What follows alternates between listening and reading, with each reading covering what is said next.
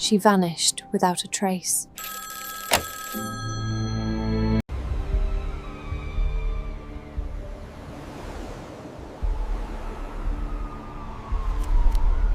Imagine finding your daughter's jacket hanging from a tree branch, 20 feet up, 13 years after she vanished.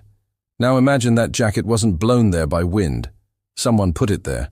Someone who knew exactly where to place it so you'd find it.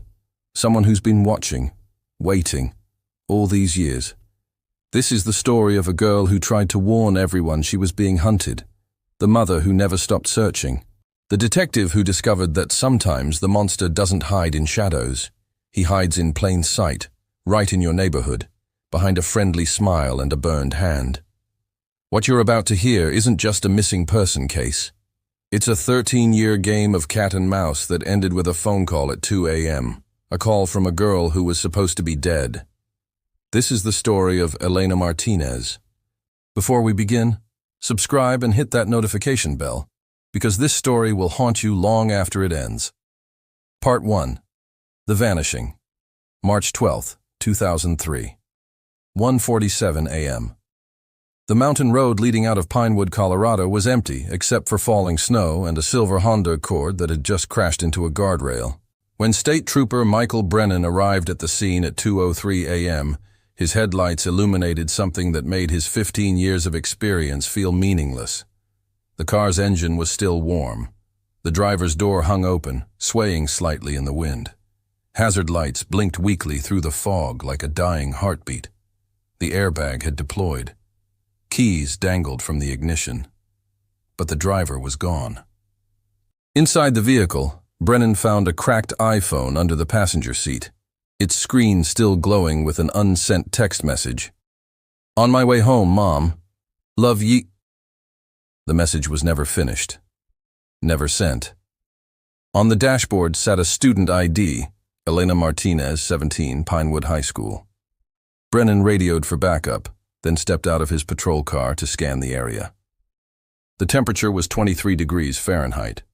Snow fell steadily, already beginning to cover the tire tracks. He shone his flashlight into the surrounding forest, endless darkness broken only by skeletal pine trees. "Elena?" he called into the void.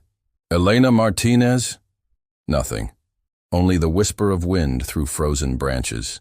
What bothered Brennan most wasn't the crash itself. Single vehicle accidents on this winding mountain road were common, especially with young drivers. What bothered him was the absence of footprints. Fresh snow covered everything, but there should have been tracks leading away from the car, tracks from someone fleeing the scene, seeking help, or simply walking in shock. There were none. It was as if Elena Martinez had simply evaporated into the cold March air.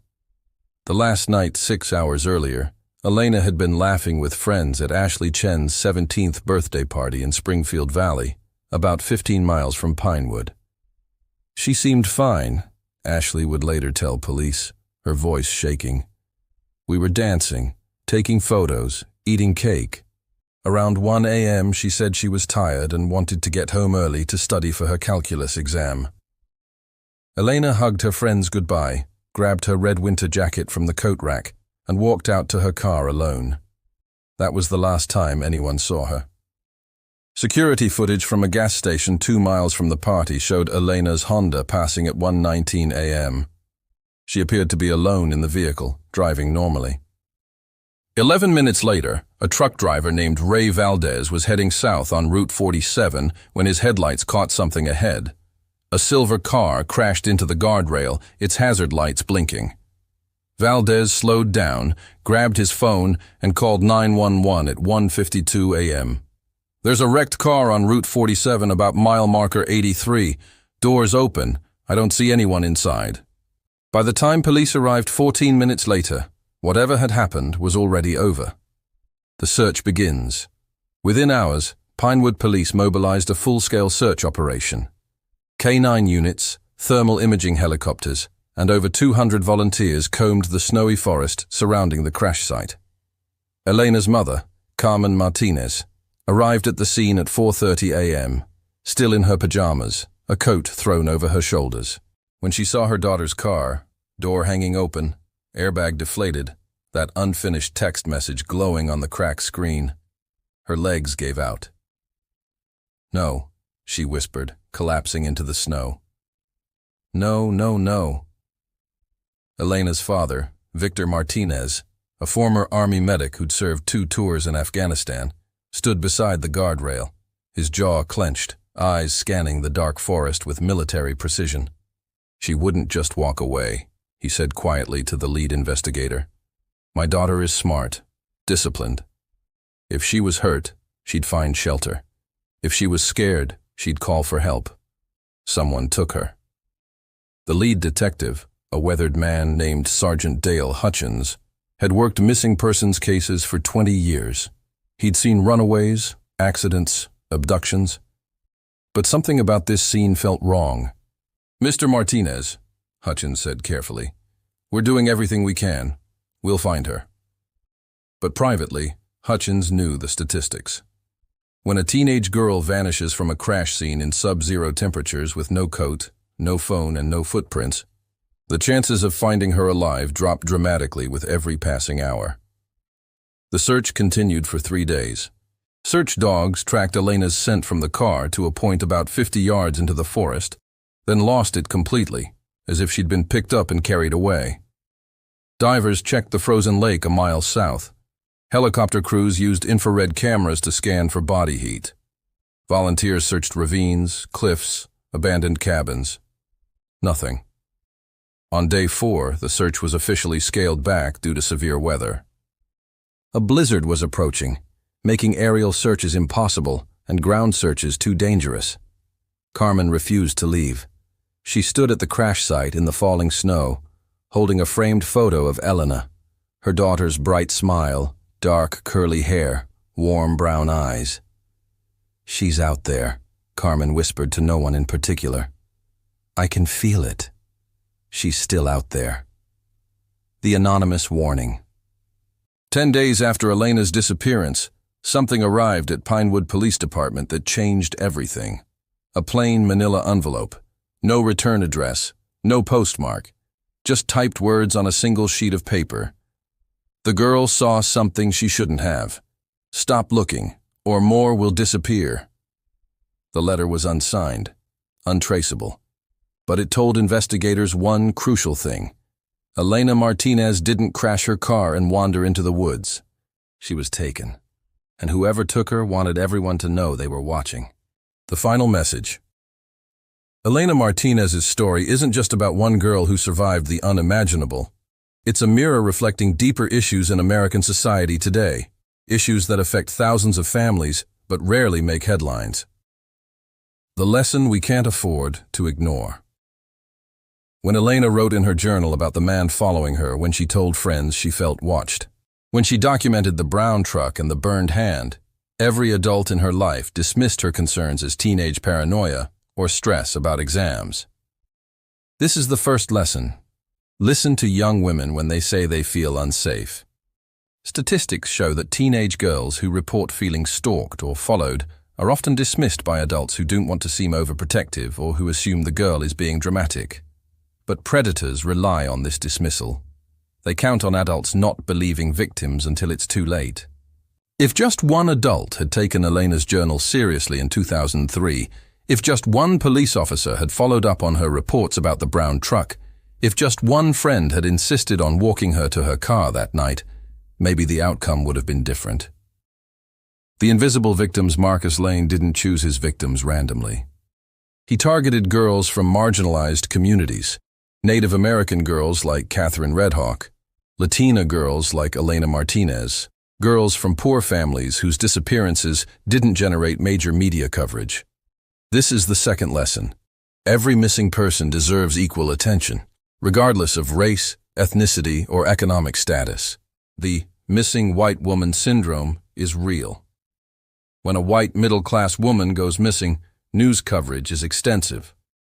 But when a girl of color disappears, the investigation is often half-hearted, the media coverage minimal, the public attention fleeting.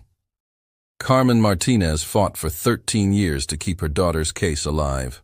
Myra Redhawk told police about the cabin and was ignored. How many families give up because the system fails them? The technology that could have saved lives. In 2003, DNA technology existed but wasn't widely used for missing persons cases. Security cameras existed but weren't properly maintained. Cell phone tracking existed but required warrants that took days to obtain. By 2017, when Elena was finally rescued, advanced forensic genealogy, improved database systems, and better interagency communication had evolved. But Elena had already lost 13 years of her life. This is the third lesson. Investment in cold case technology and resources saves lives. Every state should have dedicated cold case units with access to the latest forensic tools. Every unsolved disappearance should have its evidence preserved and periodically retested as technology advances. Every family should have access to support systems and investigative resources, regardless of their ability to pay. The survivors among us. Elena Martinez survived, but survival doesn't mean the story has a happy ending. She will live with PTSD, anxiety, and trauma for the rest of her life. She missed her high school graduation, her prom, her father's final years, and 13 years of freedom. But she's here. She's fighting, and she's using her voice to help others. This is the fourth lesson. Survivors need long-term support, not just rescue. The moment Elena was found, the media wanted her story. Photographers wanted her picture. Journalists wanted exclusive interviews. But what Elena needed was silence, safety, and time to heal. Our society is fascinated by true crime, by the dramatic rescue, by the court conviction. But we often forget about what happens after. Survivors need therapy, medical care, community support, and patience as they rebuild their lives.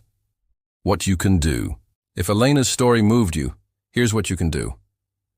Listen. When someone, especially a young person, tells you they feel unsafe, believe them. Help them document. Help them report. Advocate. Support legislation that funds cold case investigations, improves forensic technology, and protects vulnerable populations. Remember, don't let missing persons become statistics. Share their stories. Keep their names alive. Pressure authorities to keep investigating. Support. Organizations like the Elena Martinez Foundation rely on donations and volunteers to help families of missing persons. Your time and resources make a difference. Educate. Teach young people about safety, awareness, and trusting their instincts. Teach them that if something feels wrong, it probably is. A mother's final words.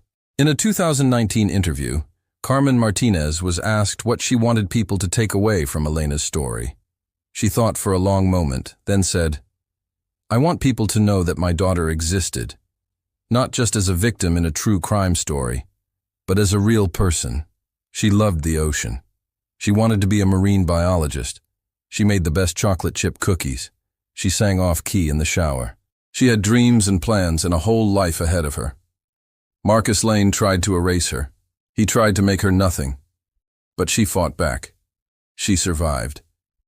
And now she's making sure no other family has to wait 13 years for answers. So if you take one thing from this story, let it be this. Never stop looking. Never stop believing. And never let anyone tell you that your missing loved one doesn't matter. Because they do. They all do.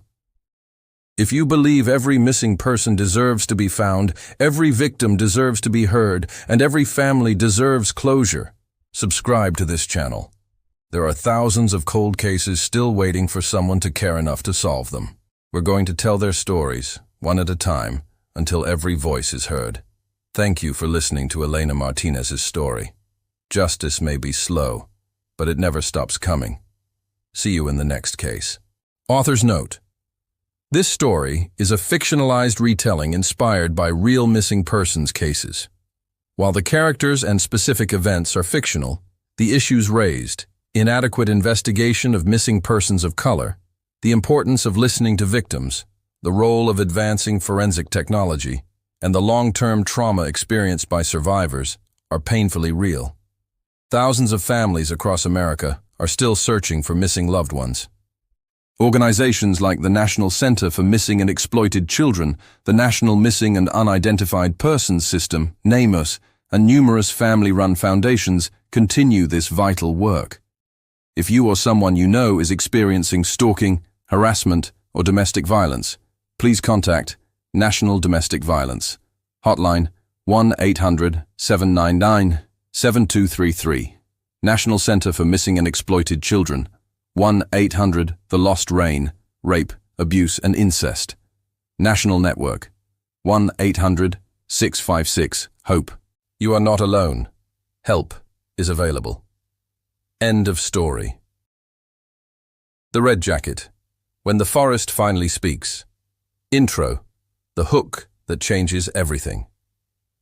Imagine finding your daughter's jacket hanging from a tree branch, 20 feet up, 13 years after she vanished.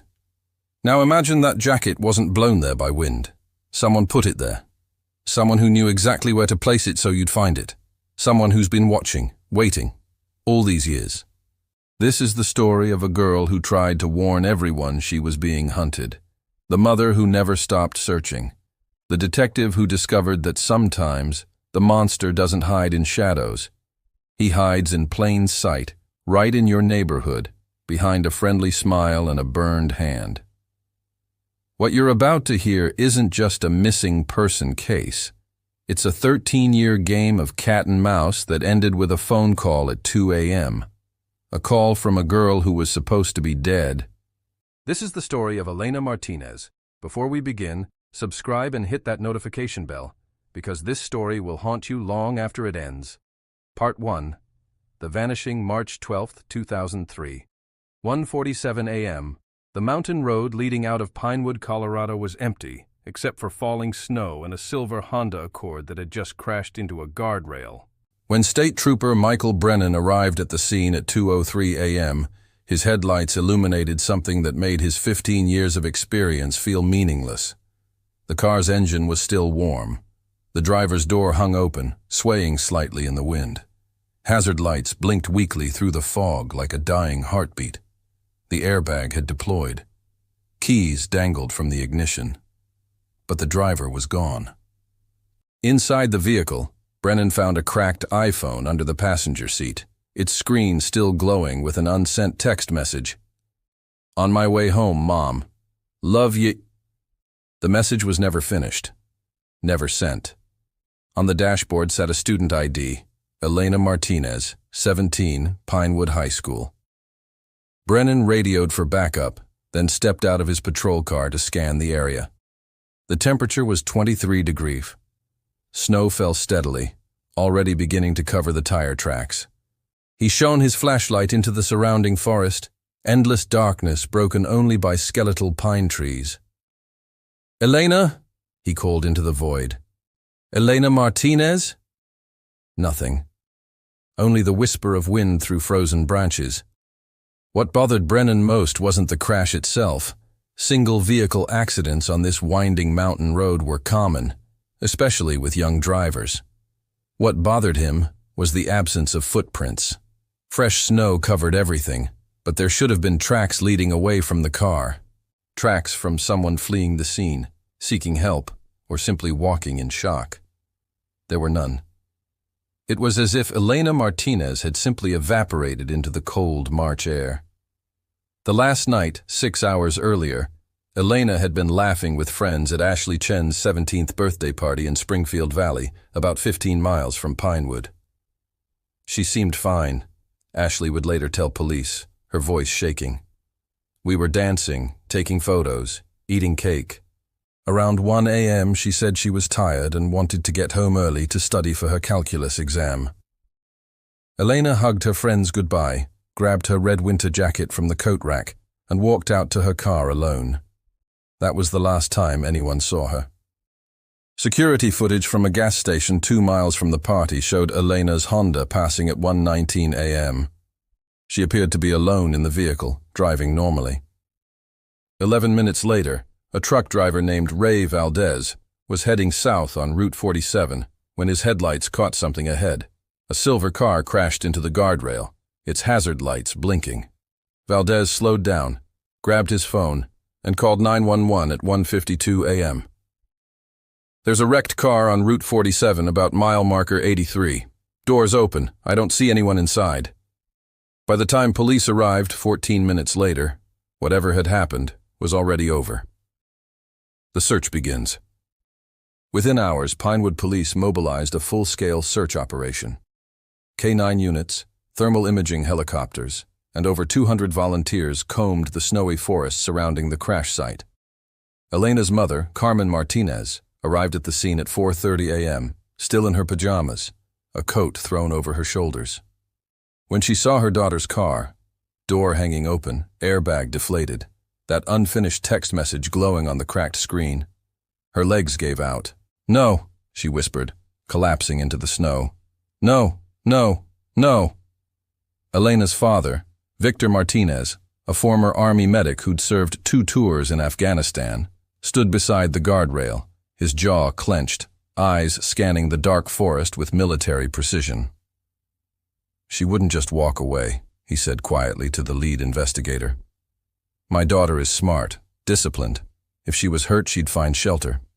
If she was scared, she'd call for help. Someone took her." The lead detective, a weathered man named Sergeant Dale Hutchins, had worked missing persons cases for 20 years. He'd seen runaways, accidents, abductions, but something about this scene felt wrong. "Mr. Martinez," Hutchins said carefully, "we're doing everything we can. We'll find her." But privately, Hutchins knew the statistics. When a teenage girl vanishes from a crash scene in sub-zero temperatures with no coat, no phone, and no footprints, the chances of finding her alive dropped dramatically with every passing hour. The search continued for 3 days. Search dogs tracked Elena's scent from the car to a point about 50 yards into the forest, then lost it completely, as if she'd been picked up and carried away. Divers checked the frozen lake a mile south. Helicopter crews used infrared cameras to scan for body heat. Volunteers searched ravines, cliffs, abandoned cabins. Nothing. On day 4, the search was officially scaled back due to severe weather. A blizzard was approaching, making aerial searches impossible and ground searches too dangerous. Carmen refused to leave. She stood at the crash site in the falling snow, holding a framed photo of Elena, her daughter's bright smile, dark curly hair, warm brown eyes. "She's out there," Carmen whispered to no one in particular. "I can feel it. She's still out there." The anonymous warning. 10 days after Elena's disappearance, something arrived at Pinewood Police Department that changed everything. A plain manila envelope. No return address. No postmark. Just typed words on a single sheet of paper. "The girl saw something she shouldn't have. Stop looking, or more will disappear."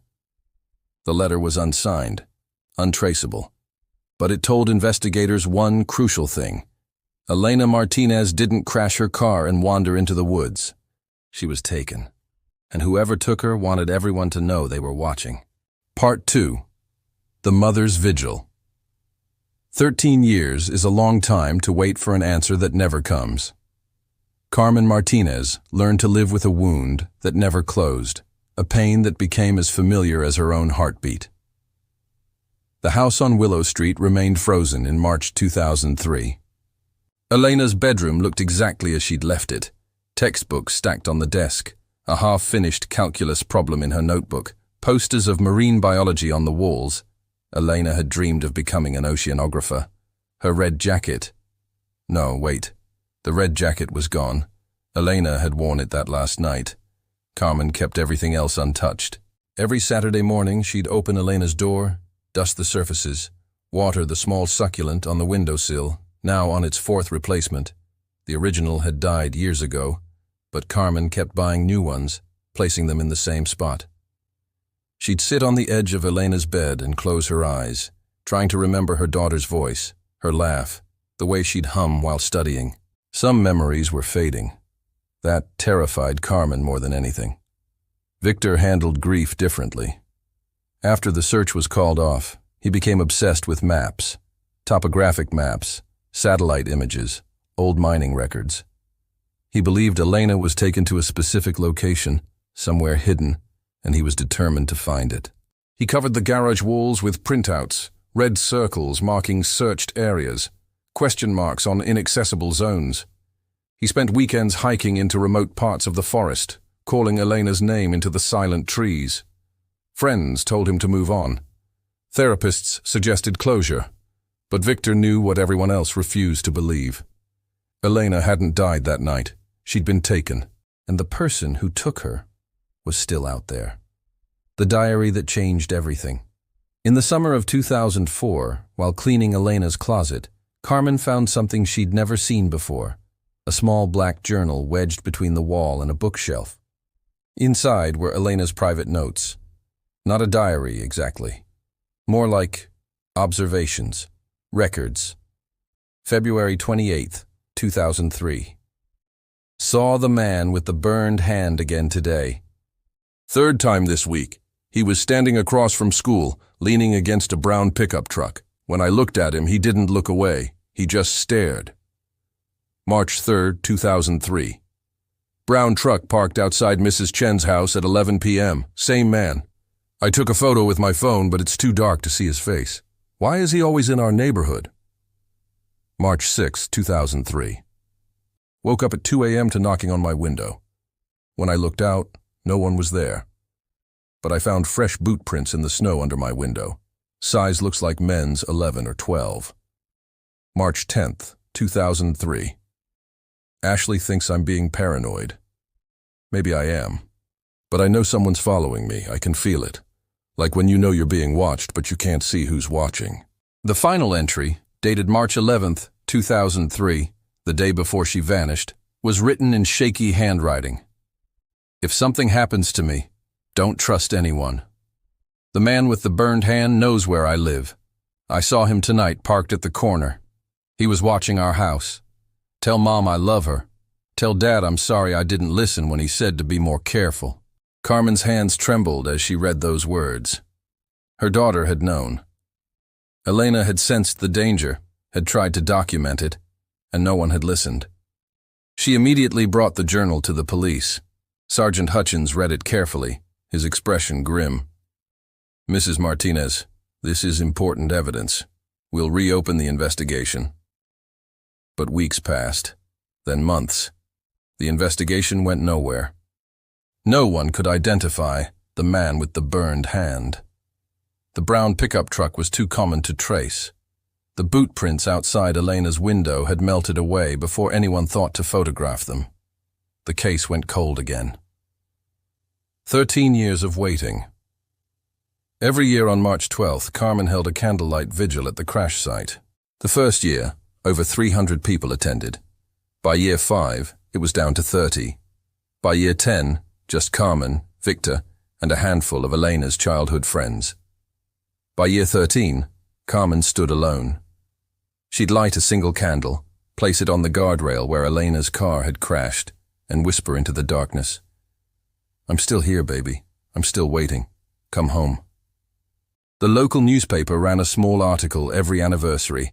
Elena Martinez still missing after 13 years. Family holds hope. But hope is a heavy thing to carry for 13 years. Carmen aged rapidly. Her hair turned gray. Her hands developed a permanent tremor.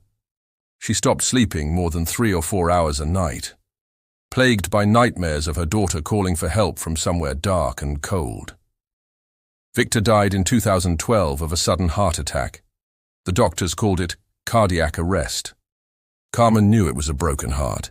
He'd never stopped searching, never stopped believing Elena was out there. At his funeral, Carmen placed a photo of Elena in his casket. "Find her, Victor," she whispered. "Wherever you're going, find our baby and bring her home." The day everything changed. November 8th, 2016. 6:42 a.m., State Park Ranger. Kyle Morrison was doing a routine patrol in Blackstone Forest, a dense, rarely traveled section of wilderness about 8 miles from where Elena's car had crashed 13 years earlier. A recent blizzard had knocked down several trees, and Kyle was documenting the damage when something caught his eye. High up in an old pine tree, about 20 feet off the ground, something red fluttered in the wind. At first, He thought it was a torn tarp, or maybe a piece of camping equipment blown by the storm, but as he got closer, his stomach tightened. It was a jacket, a red winter jacket. Snagged on a branch that no wind could have reached, Kyle called it in immediately.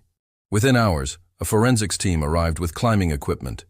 They carefully retrieved the jacket and bagged it as evidence. Inside the collar, they found a name tag sewn in with fading thread, Elena Martinez. When the call came to Carmen's house, she was sitting in her usual chair by the window, holding a cold cup of tea.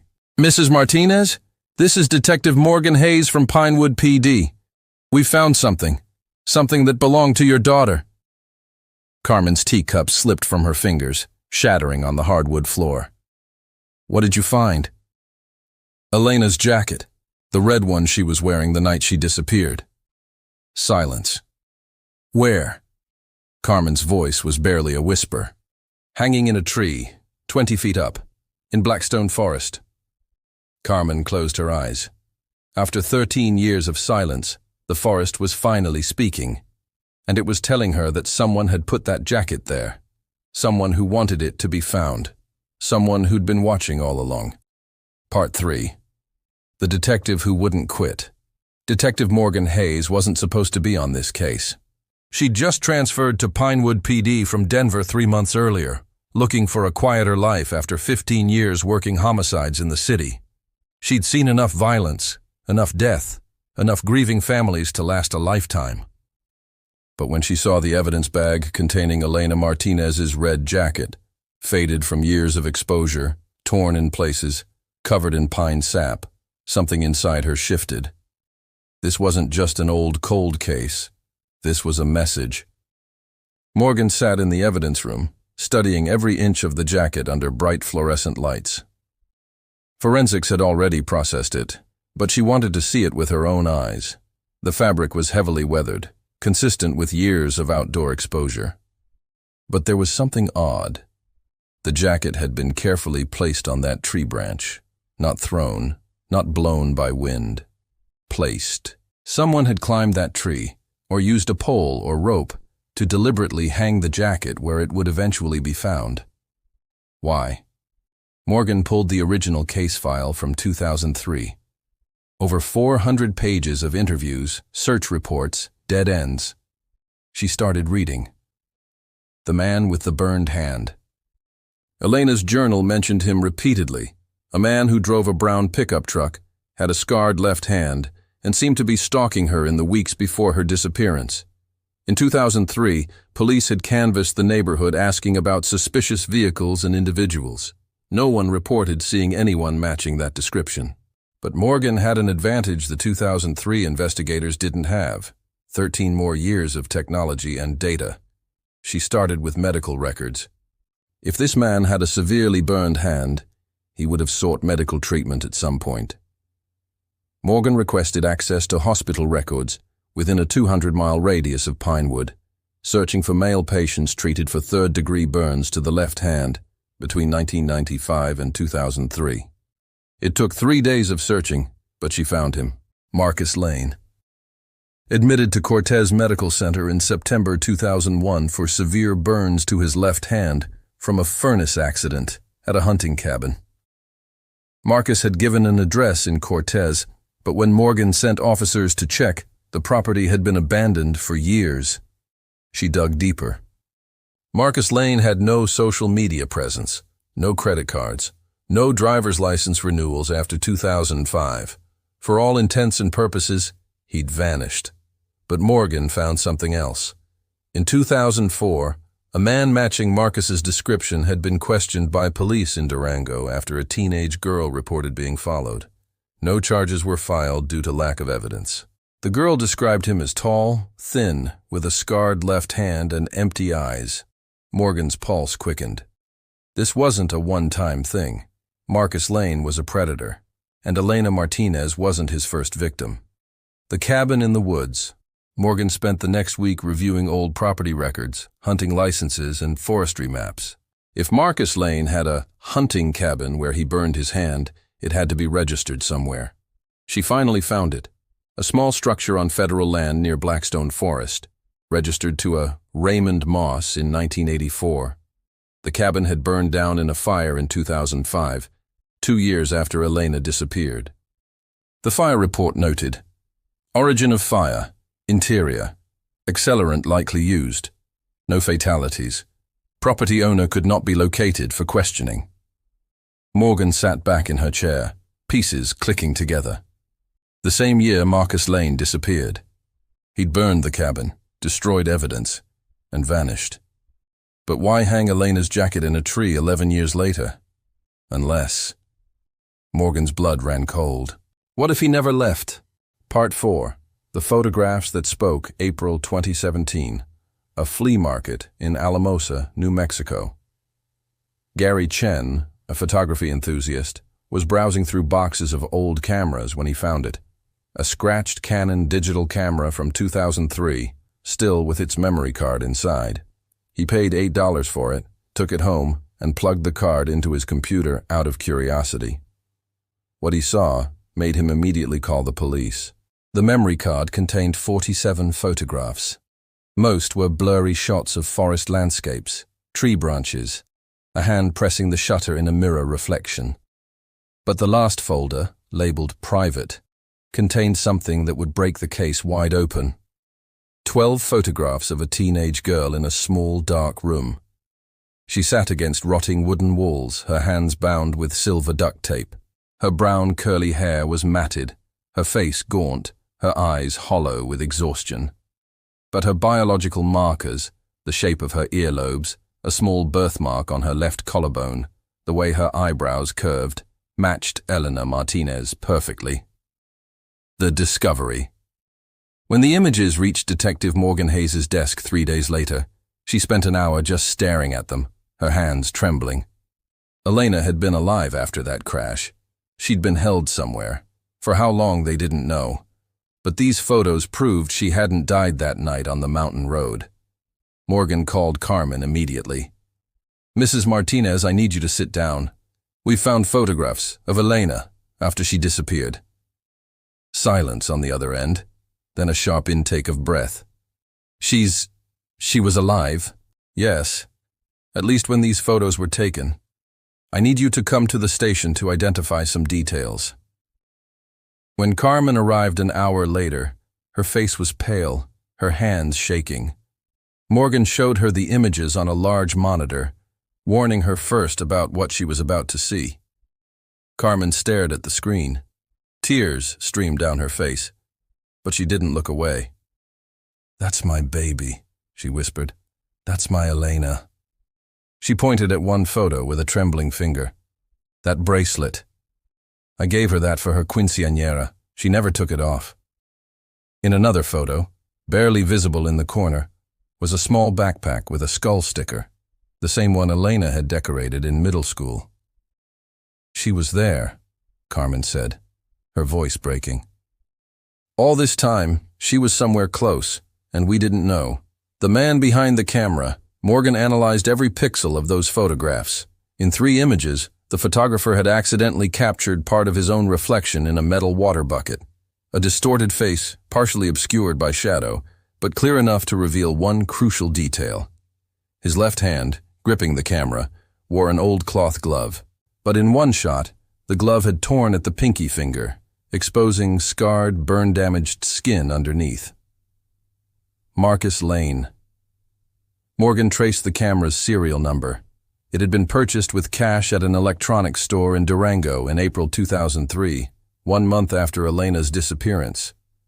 Security footage from the store was long gone, but the sales receipt was still on file. The purchase was made at 3:47 p.m. on April 16, 2003.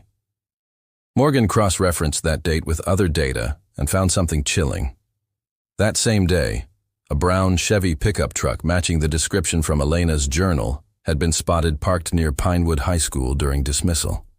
The pieces were coming together. Marcus Lane had been stalking Elena for weeks.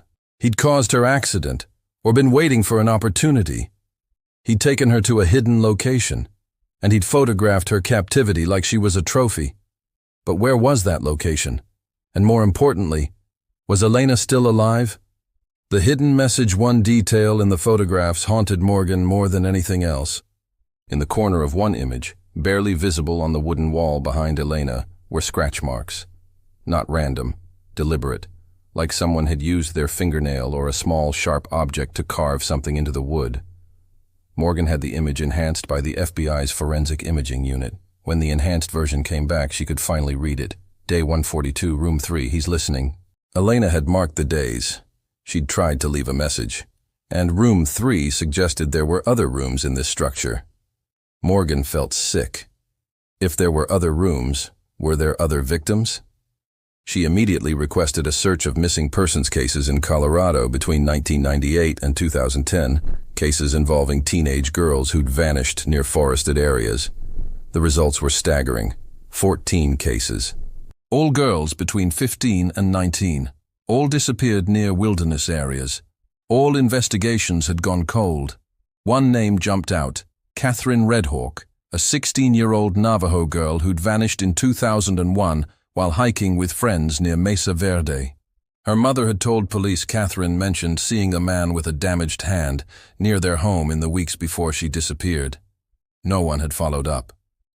Morgan drove 8 hours to Four Corners to meet Catherine's mother, Myra Redhawk. When Morgan showed her the enhanced photographs of the cabin interior, Myra's face went white. "I know this place," she whispered. Part 5. The Cabin of Horrors. Myra Redhawk had only been to the cabin once, decades ago. "My grandfather used to hunt in that area," she explained to Morgan. "There was an old trapper's cabin deep in Blackstone Forest, built sometime in the 1950s. Most people didn't know it existed because it wasn't on any official maps." She drew a rough sketch from memory. A small structure built partially underground, with a slanted roof and no back windows. The entrance was hidden by a natural rock formation that made it nearly invisible from the main trail. "Why didn't you mention this when Catherine disappeared?" Morgan asked carefully. Myra's eyes filled with tears. "I did. I told the police. But they said they'd searched the entire forest and found nothing. They didn't believe me. They said I was grasping at straws." Morgan felt a surge of anger. How many leads had been dismissed? How many families had been ignored? "Will you take me there?" Morgan asked. 2 days later, Morgan led a team of forensic investigators, search and rescue specialists, and cadaver dogs into Blackstone Forest, following Myra's directions. They hiked for 3 hours through dense pine forest, climbing steep terrain, until Myra stopped at a clearing partially hidden by fallen trees. "There," she pointed, "behind those rocks." The team moved carefully, clearing debris. Behind a natural rock formation, partially concealed by overgrown brush, was the remnant of a structure. Most of it had burned. Charred wood beams jutted from the ground like broken bones. But underneath, built into the hillside, was a concrete foundation that had survived the fire. And leading down into the earth was a set of crude stone steps. Morgan descended first, flashlight in hand, heart pounding. The basement was small, maybe 10 feet by 12 feet, with cement block walls and a low ceiling. The air smelled of mildew, rust, and something older, decay. The floor was dirt, compacted and stained. In one corner, Morgan found the remnants of a metal bed frame, rusted through. Nearby were pieces of rotted rope with knots still tied, the kind used to bind wrists and ankles. On the far wall, someone had mounted metal brackets, the kind used to hold a camera steady for long exposure shots. This was where the photographs had been taken. This was Elena's prison. "Detective," one of the forensic techs called from the opposite corner. "You need to see this." Morgan walked over. The tech was kneeling beside a section of wall where the cement blocks were cracked. Behind the crack was a hollow space, and inside that space, wrapped in deteriorated plastic, was a small metal box. Morgan carefully extracted it and opened the lid. Inside was a water-damaged notebook. Most of the pages were stuck together, but a few were still legible. The handwriting was shaky, desperate. Day 89. He brings food every 3 days, bread and water, sometimes canned soup. He never speaks, just watches through the door slot. Day 112. I tried to escape when he opened the door. He grabbed my hair and dragged me back. He didn't hit me, but his eyes... God, his eyes were so empty. Day 156. I hear voices sometimes. Other rooms, other girls, or am I going crazy? Day 198. I dreamed about Mom today. I was sitting in our kitchen eating pancakes and she was laughing. When I woke up, I couldn't stop crying. The final entry, barely legible. Day. If anyone finds this, please tell my mother I tried. Tell her I never stopped fighting. Tell her I love her. My name is Elena Martinez. I'm 17 years old. I live at 2418 Willow Street, Pinewood, Colorado. Please don't let him erase me. Morgan's vision blurred with tears. She carefully placed the notebook in an evidence bag, her hands shaking. Elena had survived for months in this hell, alone, terrified, hoping someone would find her, and no one had. The second discovery. The forensic team spent 3 days excavating the site. In a corner of the basement, buried under 6 inches of dirt, they found human remains, small bones, fragile, belonging to someone young. DNA testing would take weeks, but Morgan knew in her gut whose bones they were.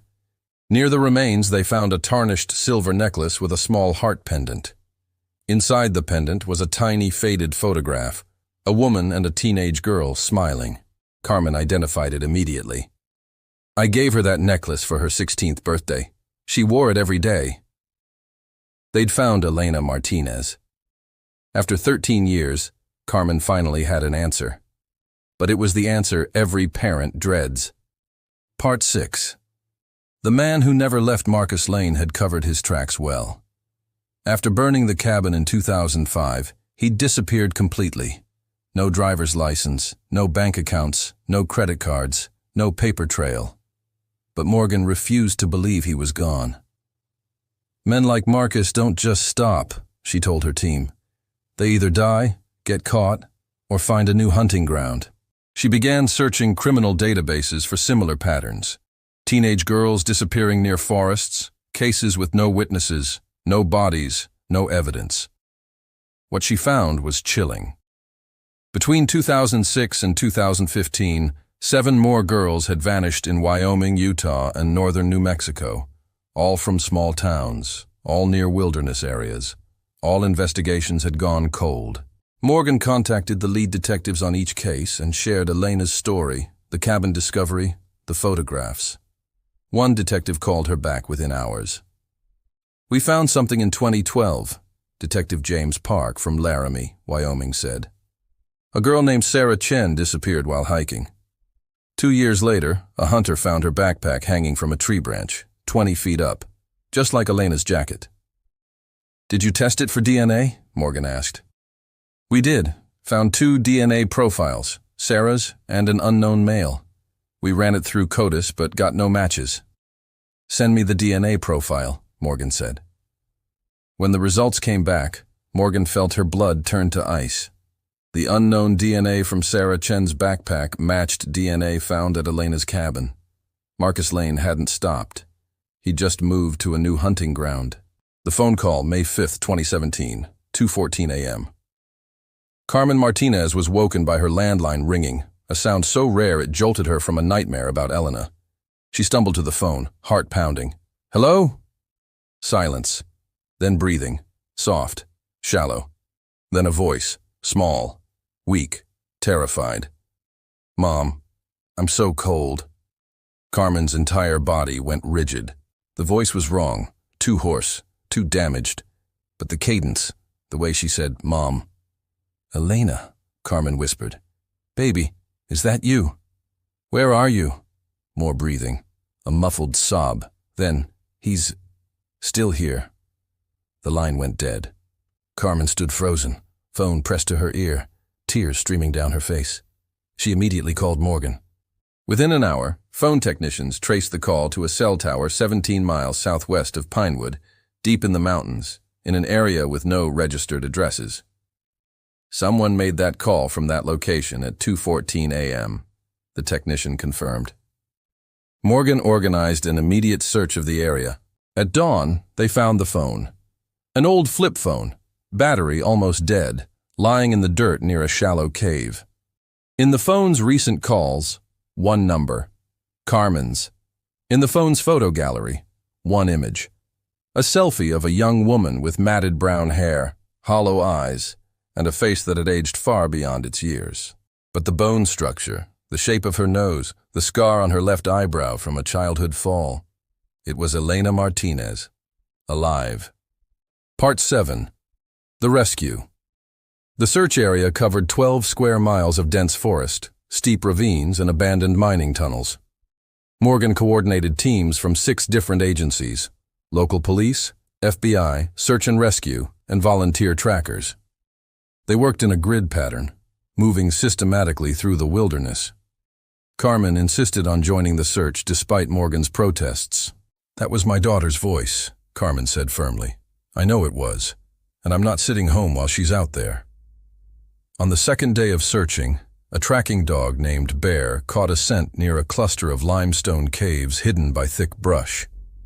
The handler, Officer David Torres, followed Bear to a narrow opening in the rock face, barely wide enough for a person to squeeze through. "I need a light," he called out. Morgan arrived with a high-powered flashlight. She shone it into the opening. The beam illuminated a small cavern, maybe 8 feet deep, and huddled in the back corner, wrapped in a torn blanket, was a woman. Her hair was long and matted. Her face was gaunt, covered in dirt. Her clothes were little more than rags, but when the light hit her eyes, she looked up. And Morgan saw Elena Martinez staring back at her. "Elena?" Morgan said softly. "Elena, my name is Morgan. I'm a police detective. You're safe now. We're here to help you." Elena didn't speak. She just stared, as if she'd forgotten how to trust words. Carmen pushed through the crowd. "Elena? Baby, it's Mom, it's me." At the sound of her mother's voice, something broke in Elena's expression. Her lips trembled. Tears filled her eyes. "Mom?" she whispered. Her voice was barely audible, damaged from years of screaming that no one heard. Carmen crawled through the opening, not caring about the rocks scraping her arms, and wrapped her daughter in her arms for the first time in 13 years. Elena collapsed against her mother, sobbing, deep, wrenching sobs that seemed to come from somewhere she'd kept locked away for over a decade. "I'm here, baby," Carmen whispered, tears streaming down her face. "I'm here. You're safe. You're coming home." The medical examination, Elena was airlifted to Denver Medical Center, where a team of doctors and trauma specialists waited. She was severely malnourished, weighing only 87 pounds. She had multiple healed fractures in her ribs and left arm. Her wrists and ankles showed deep scarring from restraints. She had frostbite damage to 3 toes on her right foot. But she was alive. Dr. Sarah Kim, the lead physician, spoke to Morgan and Carmen privately. "Elena has survived extraordinary trauma," Dr. Kim explained. "Physically, she'll recover with time and proper nutrition, but psychologically, she's going to need years of therapy. She's been held captive for 13 years. That kind of prolonged trauma changes a person." "Can she talk?" Carmen asked. "Can she tell us what happened?" "Eventually, but we need to move slowly. Pushing her too hard too fast could cause more harm." Over the next week, Elena slowly began to speak. She told them about the night of the crash, how someone had run her off the road deliberately, how she'd been dragged from her car while unconscious, how she'd woken up in the cabin, hands and feet bound. She described Marcus Lane, his empty eyes, his burned hand, the way he'd watch her for hours without speaking. She told them about the other rooms, about hearing voices, about a girl named Catherine who'd been in the room next to hers for 6 months before she disappeared one day and never came back. And she told them how she'd escaped. Part 8. The Final Hunt. Marcus Lane had kept Elena in that cabin for 8 years. Then, in 2011, he'd moved her to a second location, a series of abandoned mining tunnels deep in the mountains. He'd kept her there for another 5 years, bringing food and water every few days, keeping her alive but isolated. Why didn't you try to escape? Carmen asked gently. Elena's eyes were distant. I did, 3 times. He always found me. And every time I tried, he'd take away food for a week. Or water. Once he didn't come back for 16 days. I almost died. After that, I stopped trying. So how did you get out? Morgan asked. 2 weeks ago, he didn't come back. At first, I thought it was another punishment. But days passed. Then a week. I realized something had happened to him. So I started trying to break the lock. It took me 6 days, but I finally got out. And the phone call? I found an old phone in one of the tunnels. I don't know whose it was. I charged it with a solar panel I found. I only had your number memorized, Mom. I called, but then I heard footsteps and I had to run. Morgan leaned forward. Elena, this is very important. Did you see him recently? Did you see where he went? Elena nodded slowly. The last time he came, he was different. Agitated. He kept looking over his shoulder. He said something I didn't understand at the time. What did he say? He said, "They're getting too close. I have to disappear again." Morgan's blood ran cold. Marcus knew they were closing in, and he'd abandoned Elena, possibly planning to return later or assuming she'd die before anyone found her. But that meant he was still out there, still alive, still hunting. The manhunt. The FBI joined the investigation, classifying Marcus Lane as a serial predator and placing him on the most wanted list. His photograph, aged digitally to show what he might look like at 59, was broadcast on every news station in the western United States. Within 48 hours, tips flooded in. One stood out. A gas station clerk in Farmington, New Mexico, reported serving a customer matching Marcus's description the previous week. The man had paid cash for fuel and food, then driven off in a gray van. Security footage confirmed it. Marcus Lane, grayer and thinner but still recognizable by his distinctive scarred left hand, had been in Farmington on May 15th. Morgan assembled a task force. If Marcus was heading south, there were only a few routes he could take. They set up checkpoints, surveillance, and put every law enforcement agency in the region on high alert. 3 days later, Border Patrol agents stopped a gray van attempting to cross into Mexico at a remote checkpoint near Columbus, New Mexico. The driver provided ID under the name Richard Morris, but the agent noticed something odd. The man's left hand was heavily scarred. When they ran his fingerprints, the system flagged a match. Marcus Lane, wanted for kidnapping, murder, and evading capture for over a decade. He was arrested without incident. He didn't run, didn't fight, just stared at the agents with those empty eyes that Elena had described. "I want a lawyer," was all he said. Part 9. The trial, November 2017. Denver Federal Courthouse.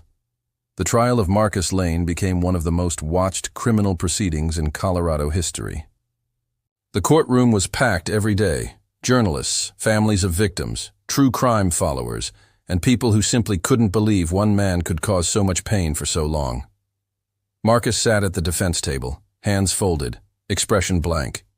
He wore an orange jumpsuit with "Doc Inmate" printed across the back. He never looked at the gallery, never showed emotion, just stared straight ahead as if watching a movie about someone else's life. The prosecution was led by Assistant U.S. Attorney Rachel Dawson, a fierce woman in her 40s known for her methodical approach to complex cases.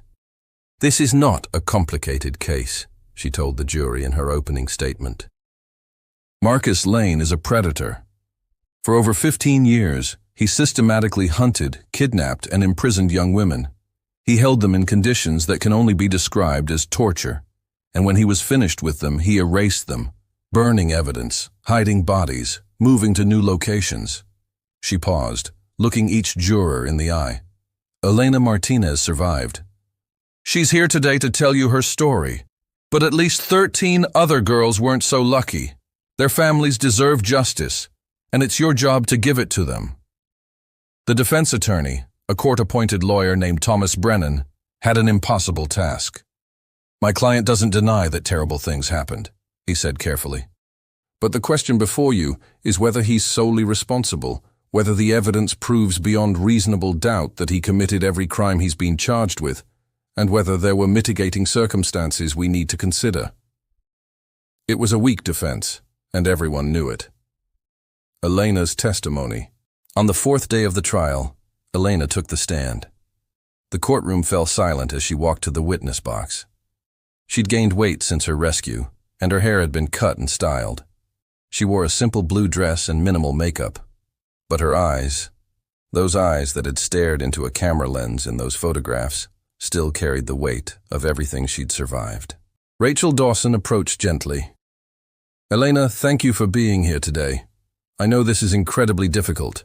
I'm going to ask you some questions, and I want you to take your time answering. If you need a break, just let me know." Elena nodded. "Can you tell the jury what happened on the night of March 12th, 2003? Elena took a deep breath. When she spoke, her voice was quiet but steady. "I was driving home from my friend Ashley's birthday party. It was late, around 1:30 in the morning. I was on Route 47, heading toward Pinewood.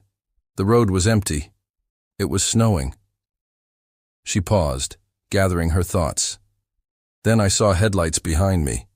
A truck. It was driving really fast, getting closer. I thought maybe they wanted to pass, so I slowed down.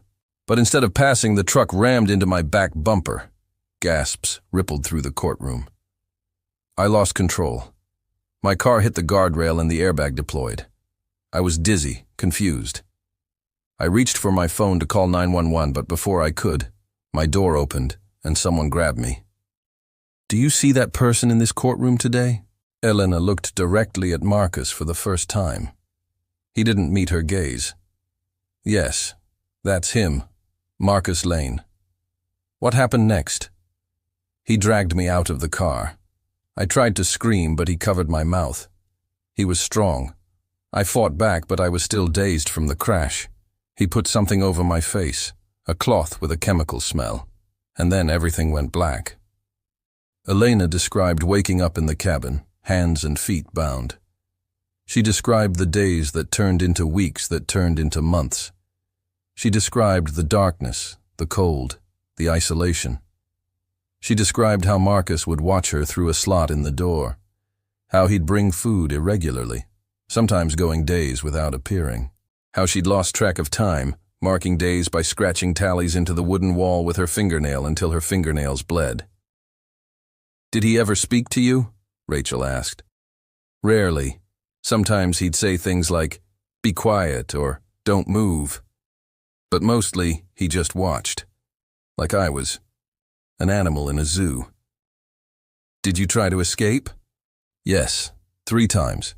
The first time I managed to break through a rotten board in the wall. I ran into the forest, but I didn't know where I was. It was dark, and I was barefoot. He found me within an hour. He dragged me back by my hair." Elena's voice cracked slightly, but she continued. "The second time, I pretended to be sick. When he opened the door to check on me, I tried to push past him. He grabbed my arm and he broke it. I heard the bone snap." Carmen, sitting in the front row, covered her mouth to stifle a sob. "The third time, I waited until winter. I thought maybe I could hide my tracks in the snow. I got about 2 miles before he found me. That time, he didn't bring food for 16 days. I almost died." "Elena," Rachel said gently, "can you tell the jury about the other rooms?" Elena nodded. "There were at least 3 other rooms in that structure. I could hear voices sometimes, crying, screaming. One girl, I never saw her face, but I heard her voice. She told me her name was Catherine. She was Native American. She'd been there 6 months. We'd talk through the walls at night when he wasn't there." "What happened to Catherine?" Elena's eyes filled with tears. "One day she was gone. I called her name, but no one answered. I never heard her voice again." The courtroom was absolutely silent. "Elena, one final question. When you made that phone call to your mother at 2:14 a.m. on May 5th, 2017, why did you say, 'He's still here'?" Elena looked directly at Marcus again. "Because I'd seen him 2 nights before. He'd come to the tunnels where he'd moved me. He didn't know I'd broken the lock. He was checking to see if I was still alive. When he left, I knew I had to call for help before he came back. Rachel nodded. Thank you, Elena. No further questions. The defense attorney's cross-examination was brief. He knew anything he asked would only make things worse for his client. After Elena stepped down, the prosecution called Carmen Martinez to the stand. Carmen testified about the 13 years of searching, the sleepless nights, the grief, the empty chair at every holiday dinner, the room kept exactly as Elena had left it. I want to show you something, Mrs. Martinez, Rachel said, holding up a photograph. This is the red jacket we recovered from the tree. Can you identify it? Carmen's voice broke. That's the jacket I bought her for Christmas in 2002. She wore it the night she disappeared. I can tell because of this small tear on the left pocket. She caught it on a fence and I meant to sew it but never did. Why do you think Marcus Lane hung this jacket in a tree 13 years after he took your daughter? Carmen looked directly at Marcus, her eyes blazing with a mother's fury. Because he wanted us to know. He wanted to remind us that he had power over us, that he could decide when we got answers, that even after all these years he was still in control. She paused, voice shaking with emotion. But he was wrong. My daughter survived. She's here today, and he's the one in chains. Part 10, Justice at Last. The trial lasted 3 weeks. The prosecution presented overwhelming evidence. DNA linking Marcus to Elena's cabin and to items found in the mining tunnels. The photographs from the camera found at the flea market, testimony from forensic experts about the remains found at the cabin, testimony from families of other missing girls whose cases matched Marcus's pattern. Elena's own testimony. The defense had nothing. No alibi. No alternative theory. No mitigating circumstances that could explain away 15 years of calculated predation. On December 14, 2017, after deliberating for only 4 hours, the jury returned with their verdict. Guilty on all counts. 14 counts of kidnapping. 8 counts of first-degree murder. Multiple counts of assault, false imprisonment, and obstruction of justice. At sentencing 2 weeks later, Judge Catherine Morrison addressed the court. Marcus Lane, I have been a judge for 32 years. I have seen many terrible things in this courtroom, but your crimes stand out for their calculated cruelty, their systematic nature, and the sheer duration of suffering you inflicted. She looked at him with undisguised contempt. You hunted these girls like prey. You stole their lives, their futures, their families' peace of mind. You showed no mercy, no remorse, no humanity. She paused. Elena Martinez survived because of her own strength, not because of any choice you made. You left her to die in those tunnels. The only reason she's alive today is because she refused to give up, and because there are people in this world, like Detective Hayes, like Carmen Martinez, who never stopped fighting for her. Judge Morrison's voice grew harder. The law allows me to sentence you to life in prison without the possibility of parole. But frankly, that doesn't feel like enough. So I'm sentencing you to 14 consecutive life sentences. 1 for each girl whose life you destroyed. You will die in prison, Mr. Lane, and the world will be better for it.